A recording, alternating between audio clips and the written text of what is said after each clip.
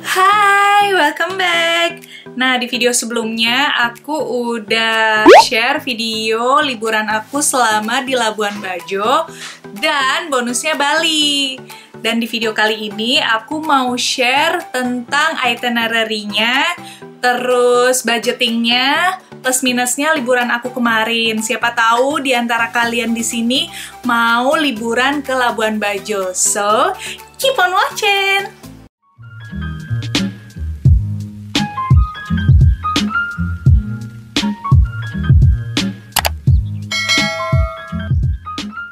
Kalau berdasarkan pengalaman aku kemarin ke Labuan Bajo, itu menurut aku pribadi sih 4 atau 5 hari itu cukup sih untuk di Labuan Bajonya.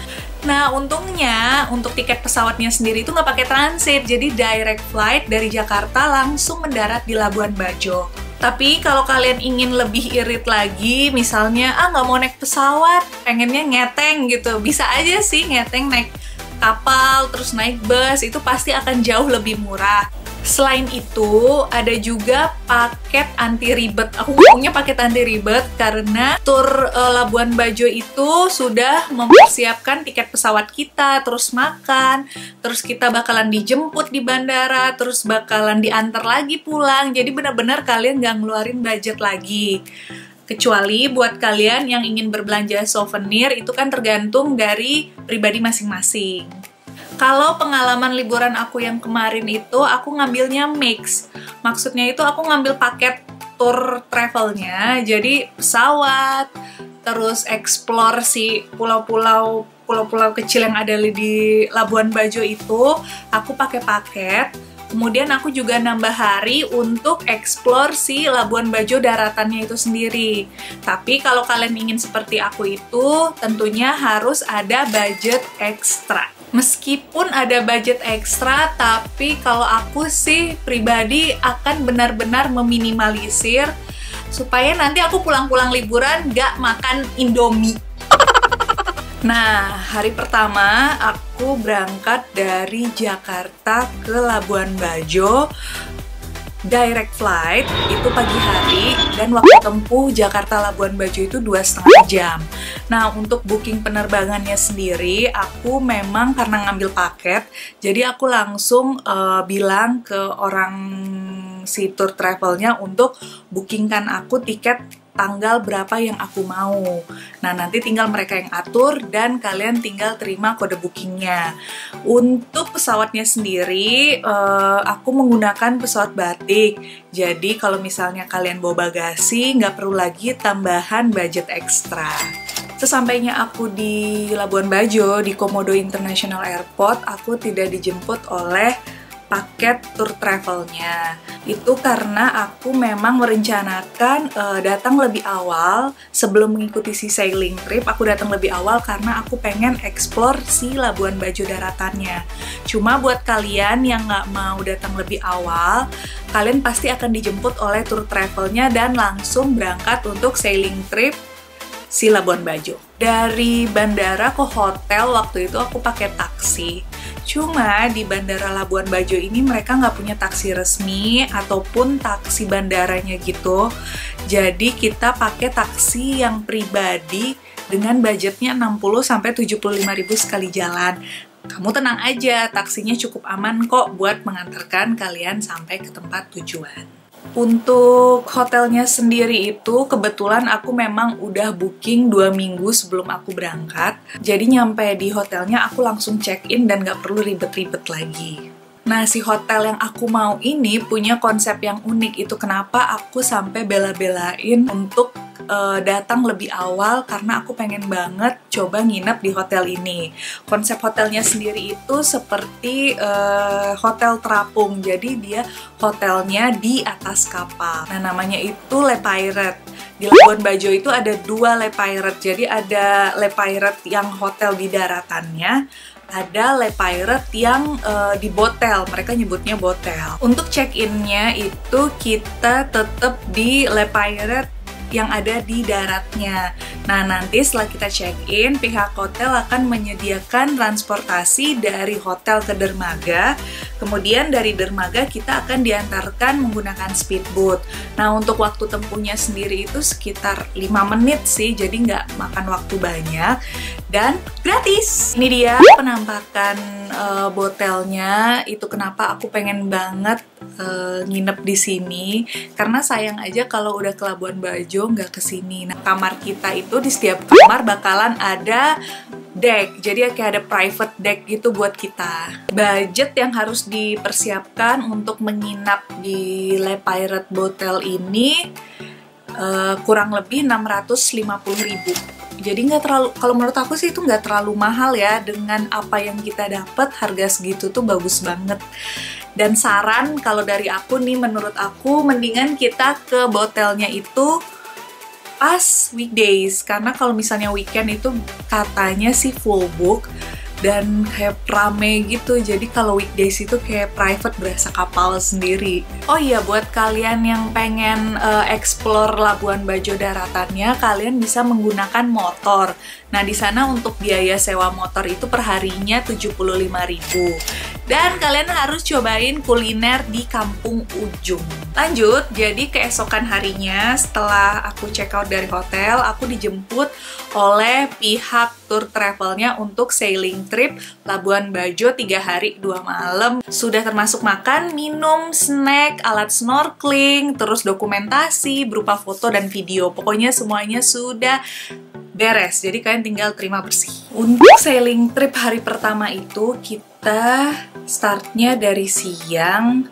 Kemudian pulau yang dikunjungi pertama kali itu adalah Pulau Kelor. Nah, di Pulau Kelor ini kita trekking lagi untuk ke atasnya. Dan baru mulai trip aja tuh aku udah terpesona dengan pemandangan yang ada di Labuan Bajo sih. Itu baru hari pertama loh. Setelah dari Pulau Kelor tadi, aku lanjut sailing tripnya ke Taman Nasional Komodo. Nah, kalian nanti sebelum masuk ke Taman Nasional Komodo itu akan diberikan arahan agar bisa berwisata tanpa merusak alam atau mengganggu hewan-hewan yang ada di sana. Terus di Taman Nasional Komodo itu juga kita bisa ngeliat Pulau Rinca, jadi masih satu kawasan di sana. Oh iya, kalau misalnya kalian ambil paket tour travel tadi, jadi kalian pas masuk ke Taman Nasional Komodo itu udah nggak perlu lagi bayar biaya tiket masuk karena udah ditanggung oleh pihak tour travel. Lanjut, masih di hari yang sama, setelah dari Taman Nasional Komodo itu kita ke Kalong Rinca. Nah, Kalong Rinca ini adalah spot yang bagus banget untuk sunsetan, yang katanya setiap sore bakalan ada keluar ribuan kalong dari sarangnya. Nah, di Kalong Rinca ini kapal kita akan bermalam sampai esok paginya. Hari kedua kita lanjut lagi sailing itu ke Pulau Padar. Nah, ini nih salah satu destinasi wajib banget kalau kalian ke Labuan Bajo. Nah, di Pulau Padar itu mungkin agak sedikit menguras energi ya, karena kita harus trekking yang cukup jauh untuk sampai ke puncaknya. Saran dari aku kalau kalian mau trekking ke pulau-pulau yang ada di Labuan Bajo itu, usahakan pakai baju senyaman mungkin dan sepatunya juga harus nyaman ya, atau sendalnya yang nyaman. Dan buat cewek-cewek pastikan kalian pakai makeup waterproof, karena kalian percuma dandan karena bakalan ambiar dan bakalan luntur sampai puncak karena kita akan mandi keringat banget karena saking capek dan jauhnya. Dan jangan lupa bawa air minum. Setelah trekking dari Pulau Padar tadi, kita bakalan lanjut ke Pink Beach. Nah, ini salah satu destinasi yang wajib juga kalian kunjungi, dan jangan lupa ya di sana untuk berfoto-foto, karena aku bener-bener amazed, airnya tuh bersih, jernih banget. Terus warna pasirnya tuh emang kayak keping-pingan gitu, kayaknya dari pecahan terumbu-terumbu karang. Terumbu karangnya tuh yang berwarna merah gitu, jadi kesannya dari jauh itu kayak pink gitu. Tenang aja, di Pink Beach ini aktivitas yang kita lakukan hanya main air, jadi nggak ada trekking-trekking gitu. Mungkin kita dikasih waktu untuk istirahat sejenak dari trekking-trekking yang panjang. Masih di hari yang sama, setelah dari Pink Beach, kita itu langsung ke Takamakassar. Jadi uniknya Takamakassar ini, dia tuh seperti pulau yang kecil, seperti gundukan pasir gitu, tapi pemandangan sekelilingnya itu sih benar-benar luar biasa. Di Taka Makassar ini kita nggak terlalu lama sih, paling sekitar 15 menit, hanya untuk dokumentasi foto dan video. Setelah dari Taka Makassar itu, kita lanjut ke Manta Point yang ada di Labuan Bajo. Nah, di sini buat kalian yang pengen snorkeling tapi harus hati-hati ya, karena katanya di Manta Point ini arusnya cukup kencang. Dan kalau kalian beruntung, kalian bakalan bisa ngeliat manta. Kemudian destinasi terakhir di hari kedua, kita bakalan sunsetan di Gili Lawa Darat. Nah, untuk mencapai ke spot sunset itu memang kita harus sedikit trekking, tapi nggak akan semelelahkan trekking sebelumnya. Hari ketiga, sekaligus hari terakhir. Nah, di hari ini mungkin aktivitas kalian tidak semelelahkan hari pertama dan hari kedua, karena kalian bakalan bersantai di Pulau Kanawa sambil lihat terumbu karang. Jadi nggak ada lagi tuh yang namanya trekkingan. Nah, lanjut setelah siangnya, sailing trip pun berakhir dan kita akan diantarkan kembali ke bandara oleh pihak tour travelnya. Buat paket sailing trip Labuan Bajo tadi yang 3 hari 2 malam itu, kalian harus merogoh kocek sekitar 5 juta per orang. Dan total keseluruhan biaya yang aku keluarkan dari hari pertama sampai hari terakhir di Labuan Bajo itu sekitar 5,8 juta per orangnya. Dan menurut aku itu worth it banget. Kemudian buat kalian yang pulangnya itu dari Labuan Bajo nggak mau langsung ke Jakarta, pengennya transit di Bali, itu bisa banget loh. Jadi kalian bisa omongin lagi dengan paket tour travelnya kalau kalian itu pengen transit beberapa hari dulu di Bali. Dan itu gratis, tidak ada penambahan biaya dari 5 juta tadi. Oke, seperti biasa, di akhir video aku bakalan share tips mengenai liburan di Labuan Bajo. Pertama, kalian harus mempersiapkan budget dan waktu yang pas untuk mengunjungi Labuan Bajo. Lamanya kalian di Labuan Bajo itu akan sangat berpengaruh kepada budgeting kalian nantinya. Dan kalau bisa ke Labuan Bajo itu jangan pas musim hujan karena bakalan sayang banget. Kedua, kalian harus siapkan fisik ya, karena kita bakalan banyak aktivitas trekking, kemudian snorkeling, dan itu sangat membutuhkan tenaga. Ketiga, kalian harus siapkan obat-obatan seperti obat sakit kepala, sakit perut, masuk angin, mabok laut mungkin. Ini sebenarnya untuk jaga-jaga aja sih, supaya tidak menyulitkan kita sewaktu sailing trip. Dan tips yang terakhir adalah minimalisir bawaan kalian. Bawa barang-barang yang benar-benar diperlukan sehingga nanti tidak akan menyulitkan kalian sendiri. Itu dia sharing pengalaman dan juga itinerary aku selama di Labuan Bajo.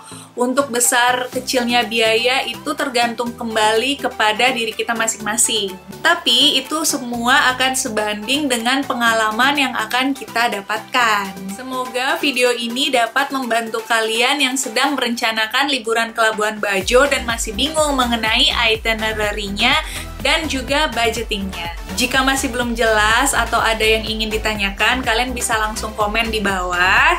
Dan jangan lupa like, share, dan subscribe video aku ini karena akan ada video baru setiap minggunya. Oke, bye!